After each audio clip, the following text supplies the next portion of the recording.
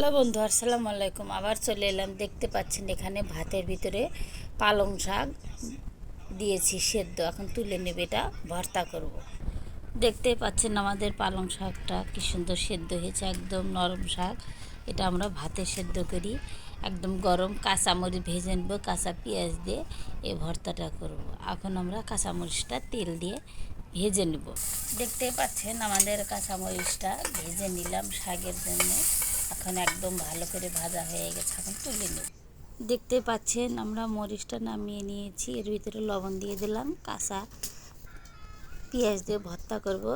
সব সময় শাক ভর্তা কাঁচা পেঁয়াজ দিয়ে করলে ভালো লাগে, কিন্তু মরিচটা একটু গরম, দেখতেই পাচ্ছেন একটু সময় লাগছে। দেখতে পাচ্ছেন মরিচটা ভালো করে চটকে নিয়েছি। এখন এভাবে পালং শাকটা ভর্তা করব। এই শাকটা একদম খেতে গরম গরম ভাত ভালো লাগে। এখন ভালো করে ভর্তা করে নেব। দেখতে পাচ্ছেন আমাদের পালং শাক ভর্তাটা হয়ে গেছে। দেখে কেমন হয় অবশ্যই কমেন্টে জানাবেন। একটু সাপোর্ট করবেন, একটু পাশে থাকবেন। সবাই ভালো থাকুন, সুস্থ থাকুন। আসসালাম।